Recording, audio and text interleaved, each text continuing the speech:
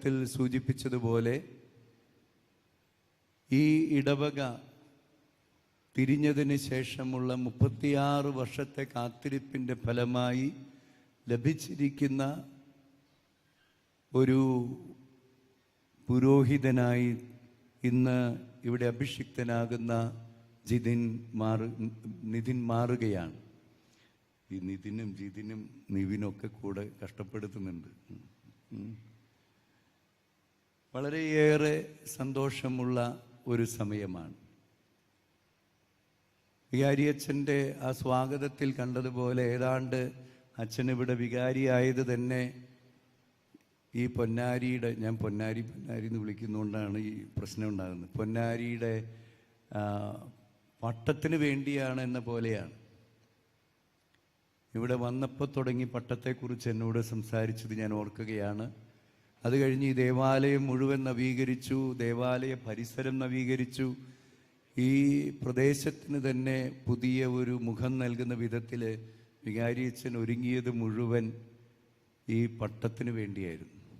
പൗരോഹിത്യത്തെ ഏറെ സ്നേഹിക്കുന്ന വികാരിയച്ഛനും ആ സ്നേഹം ഹൃദയത്തിൽ ഏറ്റെടുത്ത പ്രിയപ്പെട്ട നെന്മണിക്കര ഇടവക ദൈവജനത്തിന് ഞാൻ ആദ്യമേ തന്നെ ഏറ്റവും സന്തോഷത്തോടുകൂടെ അഭിനന്ദനങ്ങൾ നേരുകയാണ്. ഇനി ഇവിടുന്ന് അങ്ങോട്ട് ദൈവവിളികളുടെ 5 കളിയായിരിക്കും അല്ലേ? അച്ഛന്മാരും സിസ്റ്റേഴ്സും ഇനി ഇങ്ങനെ ഇവിടെ ഒഴുകിക്കൊണ്ടിരിക്കുന്ന എനിക്ക് തോന്നുന്നത്.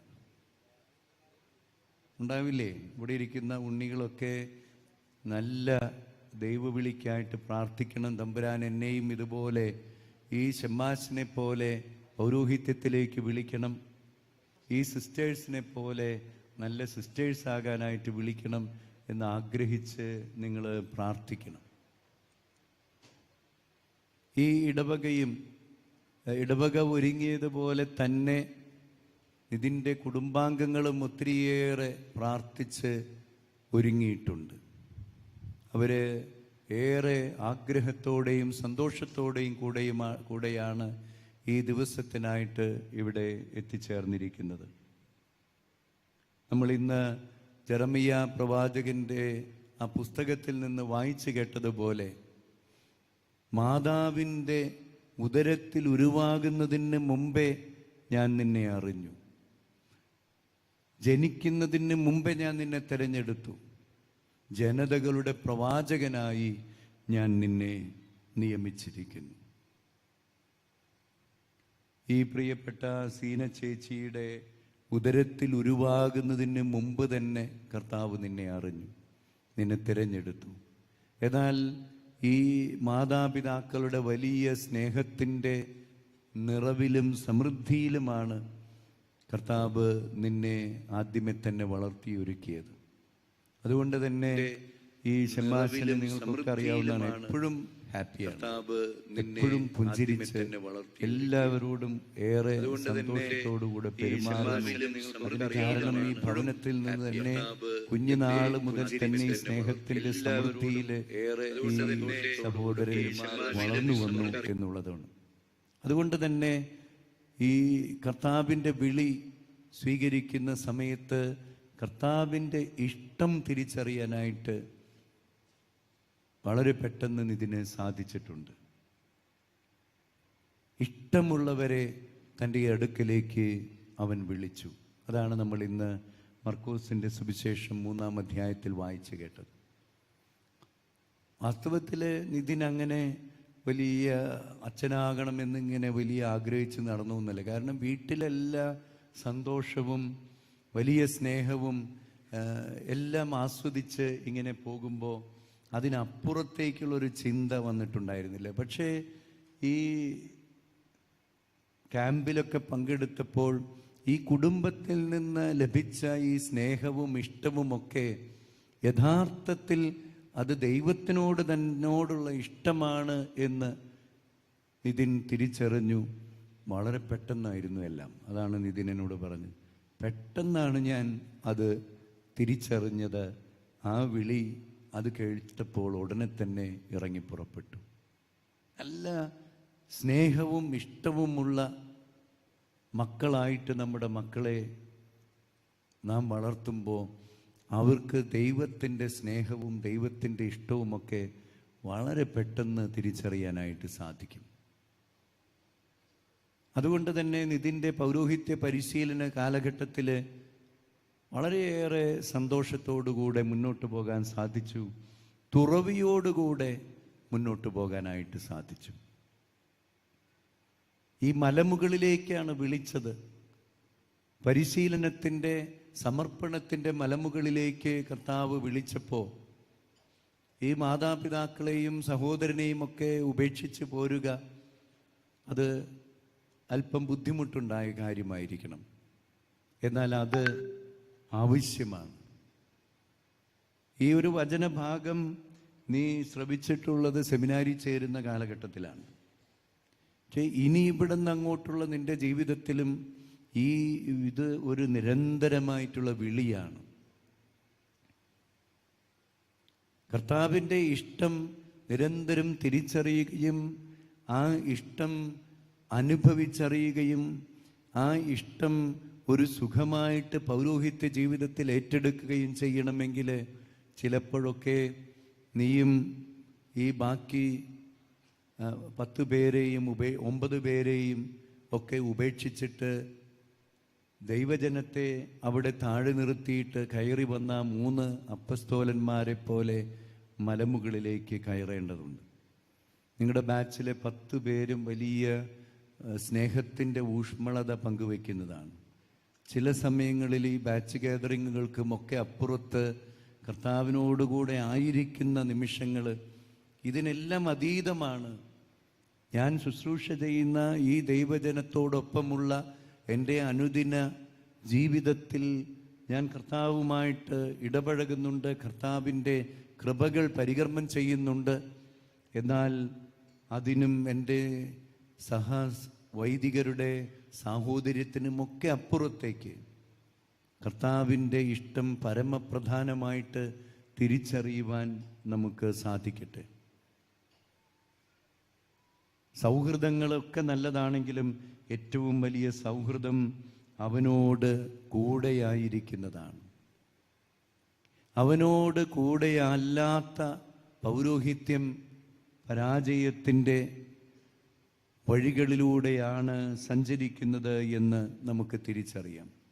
വ്യക്തിപരമായ പ്രാർത്ഥനകളും നമുക്ക് സഭ നിർദ്ദേശിച്ചിട്ടുള്ള പ്രാർത്ഥനകളുമെല്ലാം എൻ്റെ ജീവിതത്തിൻ്റെ ഒരു താളമായിട്ട് പൗരോഹിത്യത്തിൽ മാറുന്നില്ലെങ്കിൽ നാം പോകുന്ന വഴികൾ വീഴാനിടയുള്ള ഒരു വഴുക്കലുള്ള വഴിയാണ്, ഒരു സ്ലിപ്പറി സ്ലോപ്പാണ് എന്ന് നമുക്ക് ഓർത്തെടുക്കാം. പലപ്പോഴും നമ്മൾ ശുശ്രൂഷ ചെയ്യുന്ന തൃശ്ശൂരിനെ പോലെയുള്ള ഈ അതിരൂപതയിൽ ദൈവജനം പൗരോഹിത്യത്തെ ഒത്തിരിയേറെ സ്നേഹിക്കുന്നു.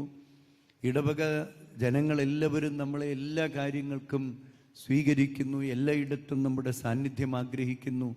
എന്നാൽ ഈ തിരക്കുകളുടെ ഇടയിൽ ഞാൻ എന്തുമാത്രം കർത്താവുമായിട്ടുള്ള ഈ സ്നേഹബന്ധത്തിൽ ആയിരിക്കുന്നു എന്നുള്ളത് വളരെ വളരെ പ്രധാനപ്പെട്ട കാര്യമാണ്. നമ്മൾ സെമിനറി പരിശീലന കാലഘട്ടത്തിൽ കേട്ടിട്ടുള്ള ഫുൾട്ടൻ ജേഷീൻ്റെ ജീവിതത്തിലെ അദ്ദേഹത്തിൻ്റെ ഒരു ദിനചര്യ, ദിവസത്തിൽ 1 മണിക്കൂർ സമയം കർത്താവിനോടൊപ്പമായിരിക്കുന്ന, ദിവികാരുണ്യ ആരാധനയിലായിരിക്കുന്ന ആ ഒരു ചിട്ടയായ ജീവിതം, അത് ഇന്നും ഒരു വെല്ലുവിളിയായിട്ട് നമ്മുടെ മുമ്പിൽ നിലനിൽക്കുകയാണ്. ഇതിനാണെങ്കിൽ ദിവ്യകാരുണ്യ സഹോദരിമാരുടെ സ്കൂളിലൊക്കെ പഠിച്ചിട്ടുള്ള ആളാണ്. അതുകൊണ്ട് തന്നെ ആ ഒരു ദിവ്യകാരുണ്യത്തോട് ചേർന്നിരിക്കുന്ന ആ ഒരു ജീവിത ശൈലി ജീവിതത്തിൽ വളർത്തിയെടുക്കുവാൻ തുടരുവാനായിട്ട് ആത്മാർത്ഥമായിട്ട് പരിശ്രമിക്കും.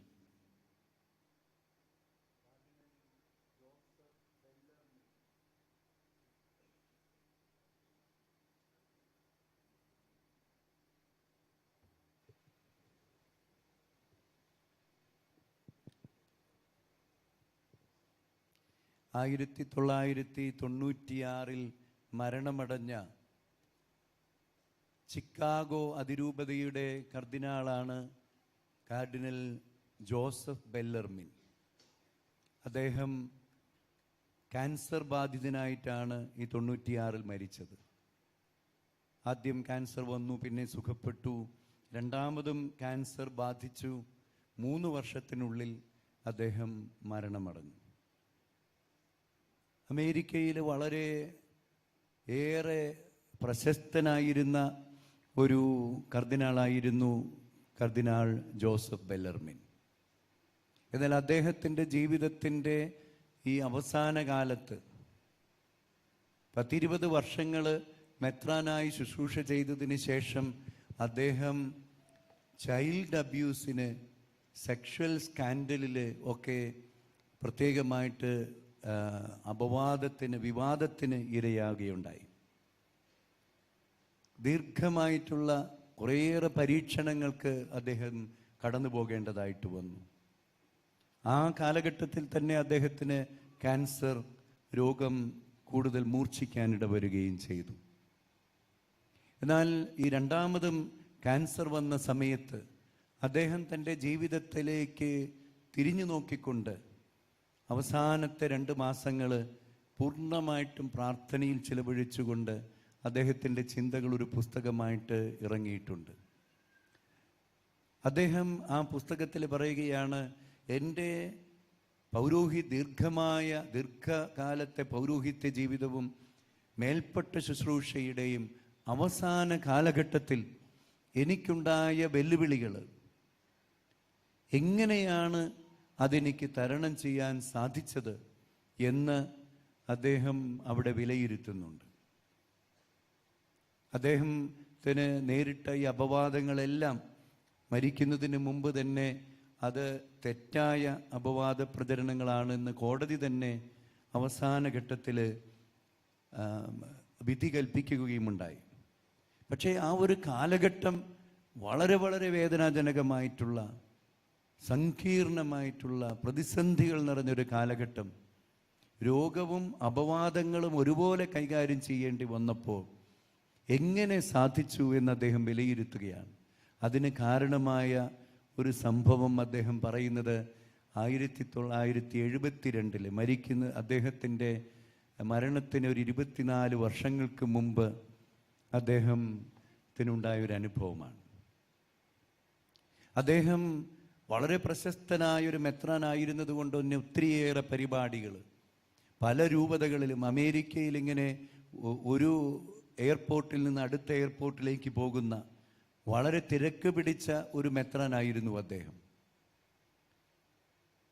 അദ്ദേഹത്തിൻ്റെ ജീവിതത്തിൽ അദ്ദേഹം ഒത്തിരിയേറെ അജപാലന പ്രവർത്തനങ്ങൾ ഏറ്റെടുത്തുകൊണ്ട് വളരെ പ്രസിദ്ധനായിരുന്നു.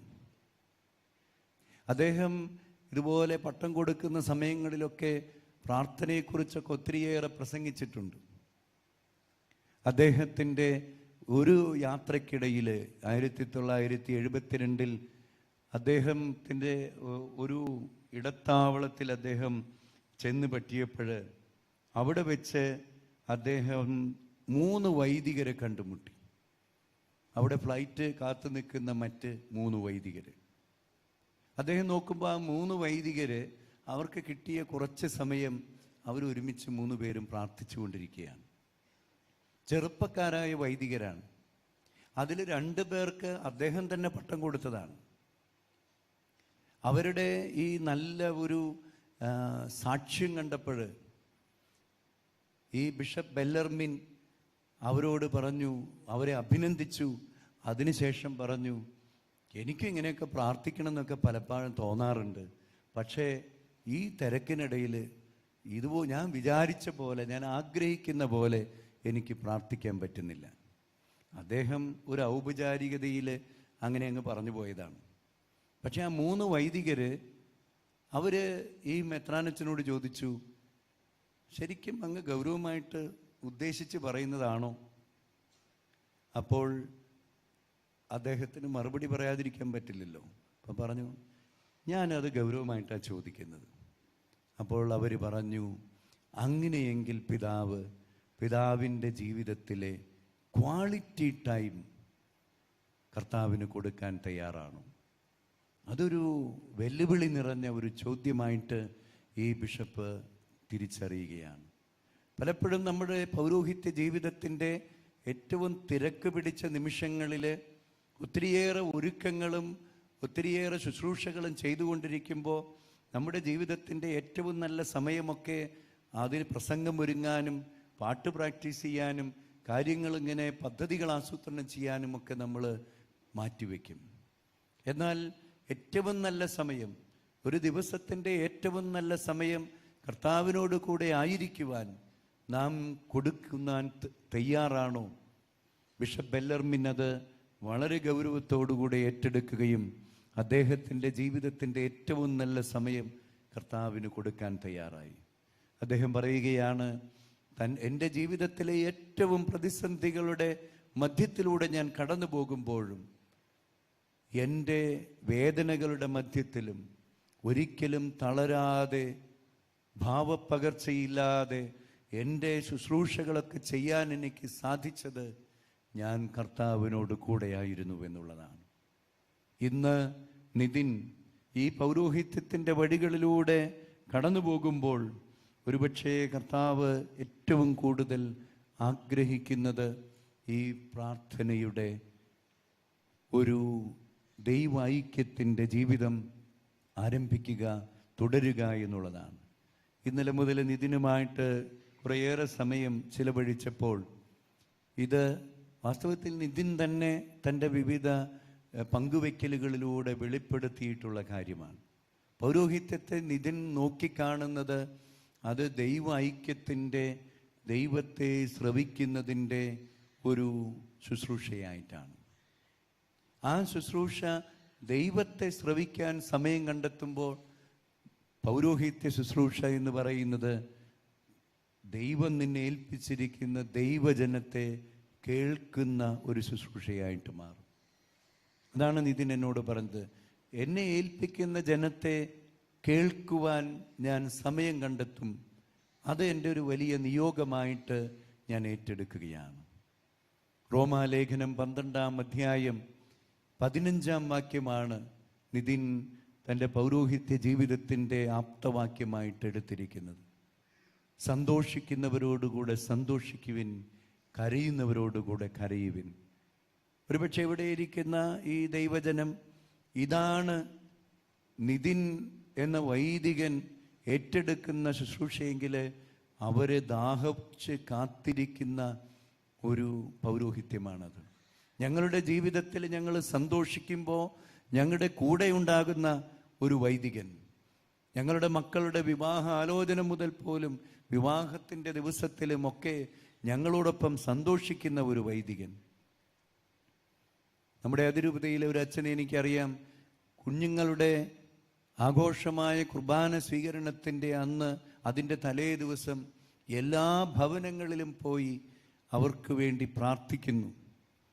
ഈ ആഘോഷമായ കുർബാന സ്വീകരണം കഴിഞ്ഞിട്ട് അച്ഛൻ വീണ്ടും സ്കൂട്ടർ എടുത്ത് പോവുകയാണ്. എല്ലാ കുട്ടികളുടെയും വീടുകളിൽ അവരുടെയൊക്കെ ബന്ധുക്കളുമൊക്കെ ഉള്ള സമയത്ത് അച്ഛൻ അവിടെ പോയി അവർക്കൊരു സമ്മാനം കൊടുത്ത് അവരെ അഭിനന്ദിക്കുന്നു. ആ കുടുംബത്തിൽ അവരുടെ ഓരോ കുടുംബത്തിൻ്റെയും ഭാഗമായിട്ട് അച്ഛൻ അനുഭവപ്പെടുകയാണ്. നമ്മുടെ തന്നെ അതിരൂപതയിലെ എത്രയോ വൈദികരാണ് ഇടവകയിൽ ഒരു അംഗം മരിച്ചു എന്നറിഞ്ഞാൽ ഉടനെ തന്നെ ഭവനത്തിൽ ചെല്ലുകയും ആ മരിച്ച സഹോദരന് വേണ്ടി, സഹോദരിക്ക് വേണ്ടി പ്രാർത്ഥിക്കുകയും അവരുടെ ആദ്യത്തെ ആ നിമിഷങ്ങളിൽ ഒപ്പമായിരിക്കുകയും ചെയ്യുന്ന വൈദികർ.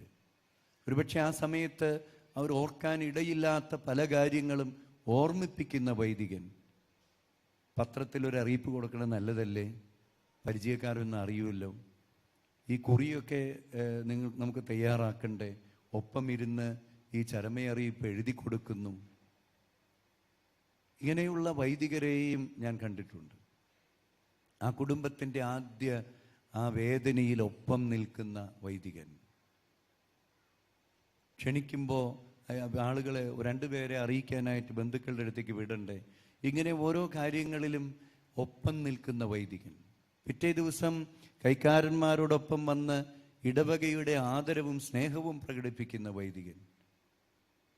അത് കഴിഞ്ഞ് മൃതസംസ്കാര ശുശ്രൂഷയിൽ ഒപ്പമുണ്ടാകുകയും വൈകുന്നേരം എല്ലാവരും എല്ലാ ബന്ധുക്കളും പോയി കഴിയുമ്പോൾ തങ്ങളുടെ പ്രിയപ്പെട്ടവൻ്റെ ആ വിടവ് ഏറ്റവും കൂടുതൽ അവർ ചിന്തിച്ചു കൊണ്ടിരിക്കുന്ന സമയത്ത് ദാ വികാരിയച്ഛനും ഒപ്പം ആ കുടുംബ യൂണിറ്റിലെ അംഗങ്ങളും ഒരുമിച്ച് വന്ന് അവിടെ